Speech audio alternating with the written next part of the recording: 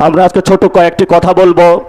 আমাদের ঐতিহাসিক ৭১-এর মুক্তিযুদ্ধের আগে যেই ভোট হয়েছিল সেখানে বাংলার মানুষ যেই দিকে রায় দিয়েছিল সেই রায় বাস্তবায়ন না করার কারণে মানুষ অস্ত্র হাতে তুলে নিয়েছিল।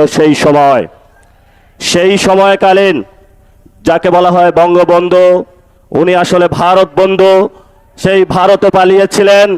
বাংলাদেশের মানুষ, মুক্তিকামী মানুষ বাংলাদেশ যখন স্বাধীন করেছিল, সেখান ভারত থেকে উকি দিয়ে বাংলাদেশে এসে বললেন, আমি বাংলাদেশ স্বাধীন করেছি। যেই মুক্তিযুদ্ধের কথা ছিল সাম্য, মানবিক মর্যাদা এবং ন্যায় বিচার, সেই তিনটি ধারাকে ব্যাহত করে বাংলাদেশে রক্ষী বাহিনী গঠন করে বাংলাদেশের মানুষের উপরে ভারতীয় শাসন ব্যবস্থার যে এক্সটেনশন সেটা তিনি সেই সময় করেছিলেন। তেমনি ২৪-এর গণ অভ্যুত্থানে যখন মানুষ হাসিনার ফেসিবাদীতে নির্যাতিত নিপীড়িত ছিল, আজাদির স্লোগান উচ্চারিত হচ্ছিল, সেই সময়কালীন বাংলাদেশের সকল মানুষ রাজপথে ঐক্যবদ্ধভাবে নেমে যখন বাংলার মানুষকে মুক্তি দিয়েছিল, সেই সময়কালীন লন্ডন থেকে একজন বাংলাদেশে এসে ছাত্রদল যুবদলের সন্ত্রাসী বাহিনীকে উস্কে দিয়ে বললেন, আমি হলাম বাংলাদেশের এই গণ অভ্যুত্থানের মাস্টার মাইন্ড। ফলত আমরা সেইকালীন যারা ভারত বন্ধু শেখ মুজিবুর রহমান এবং ২৪-এর গণ অভ্যুত্থানের সময় তারেক রহমানের লন্ডন থেকে ফেরত এসে মানুষের উপরে ছাত্রদল যুবদলের সন্ত্রাস চালিয়ে দেওয়াকে ওই রক্ষী বাহিনী, ওই শেখ মুজিব এবং বর্তমান তারেক রহমানের কোনো আমরা পার্থক্য দেখতে পাচ্ছি না।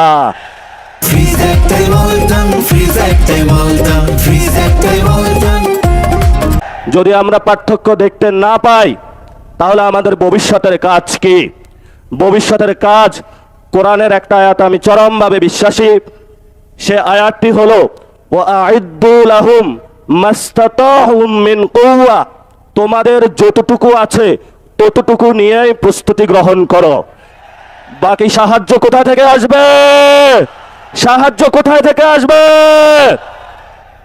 সেই গণ অভ্যুত্থানের দিন, এখন বাজে ১২টা, সকালবেলায় বাংলাদেশ পুরো স্তব্ধ, আর্মি সব জায়গায় করিডোর দিয়ে রেখেছিল।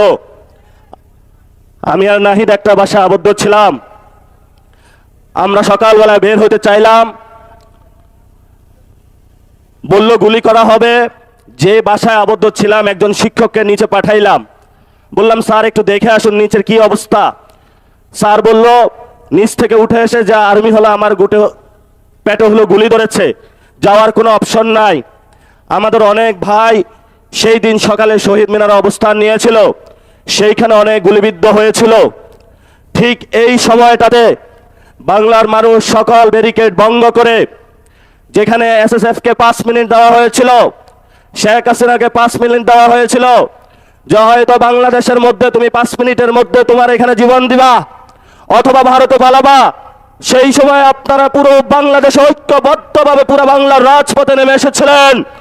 সেই সময়কালীন 5 তারিখে তারেক রহমান বাংলাদেশে ছিল না। বাংলাদেশে ছিল আমার কৃষক, বাংলাদেশে ছিল মজুর, বাংলাদেশে ছিল রিক্সা চালক, বাংলাদেশে ছিল সবজি বিক্রেতা, বাংলাদেশে ছিল গৃহিণী, বাংলাদেশে ছিল আলেম, বাংলাদেশে ছিল ছাত্র। তারেক রহমানের কোনো ছায়া আমরা সেই দিন রাজপথে দেখি না। নতুন করে বাংলাদেশে এসেছে, হালগতি বুঝার আগেই সব সিদ্ধান্ত নেওয়ার শুরু করেছে। আমরা বলেছি আপনাকে স্পষ্টত, আপনি যদি ক্ষমতায় থাকতে হয় আপনি গণভোটের রায় বাস্তবায়ন করতে হবে।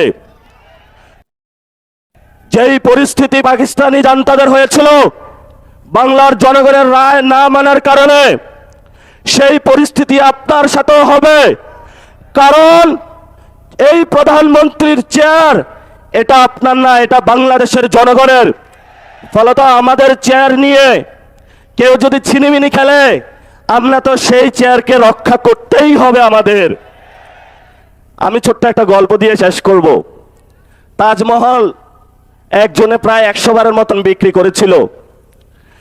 সব খরিদ্দার আইসা খুঁজে যে আমি তাজমহলের মালিক, কিন্তু তাজমহলের মালিকানা কি কেউ নিয়েছে না ওই ব্যক্তিও হয়েছে? এটা ভারতের সম্পত্তিও ছিল। তারেক রহমান নির্বাচনে আসার আগে অনেক জায়গায় ধর্ণা দিয়েছে, ভারত থেকে শুরু করে অনেক ডিপ স্টেটের কাছে তাজমহলের মতন 100 জায়গায় বাংলাদেশকে বিক্রি করেছে। এখন সবাই এসেছে তারেক রহমানের কাছে যে তুমি না আমার কাছে বিক্রি করেছিলা, আরেকজন বলে তুমি না আমার কাছে বিক্রি করেছিলা। তারেক রহমান এখনো মাথা খারাপ হয়ে গিয়েছে, এখন তাদের পাওনা বুঝিয়ে দিতে পারছে না, কারণ বাংলাদেশের মালিকানা তারেক রহমানের নয়, বাংলাদেশের মালিকানা বাংলাদেশের জনগণের। আমাদেরকে এনশিওর করতে হবে যদি বাংলাদেশের মাটি, বাংলাদেশের বায়ু, বাংলাদেশের পানি ভারত বা অন্য রাষ্ট্রের কাছে কেউ বিক্রি করতে চায় ক্ষমতার লোভে, আমরা রাজপথে থেকে সেই সকল মানুষ থেকে বাংলাদেশের স্বাধীনতা এবং সার্বভৌমত্ব নিশ্চিত করতে হবে। এতে যদি আমাদের জীবনে যায়, আমাদের কোনো পরোয়া আছে? চোখ তুলে নিয়েছে ইন্টারের একজন ছাত্রের, মাথা খারাপ হয়ে গিয়েছে যে চোখ তুলে ওদের। গতকালকে যোগসুর সম্মানিত যিনি নির্বাচিত সদস্য, যিনি নির্বাচিত জিএস, উনি বললেন যে এখানে যোগসুতে যে টেন্ডারটা হবে এই টেন্ডার কোনো চাঁদাবাজদের হাতে পড়া যাবে না।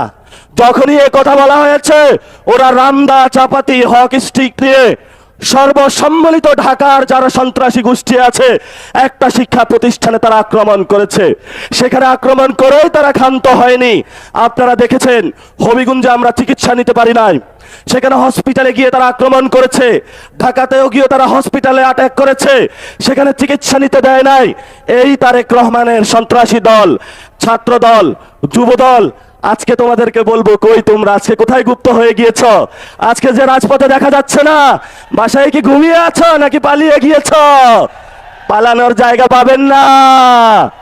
জনতা জেগে উঠেছে, ইনশাআল্লাহ ভবিষ্যৎ বাংলাদেশে আমাদের একটি শপথ নিতে হবে। এই শপথ হলো আগামীতে ইসলাম এবং সার্বভৌমত্বকে নিয়ে অনেক ষড়যন্ত্র শুরু হয়েছে, আপনারাই একমাত্র গার্ড যারা এটা রক্ষা করবেন।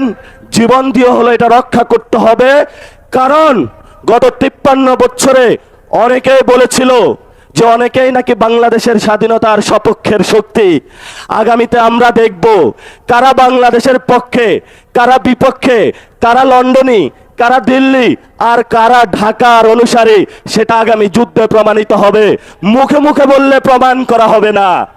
আমি হেফাজতে ইসলামের ভাইদের একটু উদ্দেশ্য করে বলবো, লড়াইটা এখন বাংলাদেশের সংস্কারের লড়াই, লড়াইটা এখন গণভোটের রায় বাস্তবায়নের লড়াই, লড়াইটা হলো শহীদদের বিচারের লড়াই। আপনারা আসুন, এই লড়াইটা আসুন। আমরা আর কোনো দ্বিধাবিভক্তি চাই না, কারণ বাংলাদেশের মানুষ এখন বলা হয়ে থাকে মেয়ারে হক। আমি তো মানি সাহাবায়ে কেরাম সত্যের মাপকাঠি। এই যে ছোটখাটো বিষয় নিয়ে আপনারা প্রত্যেকটা মসজিদে বক্তব্য দিচ্ছেন, মানুষের মধ্যে একটা ভুল ধারণা সৃষ্টি করছেন, এইটা করা উচিত না।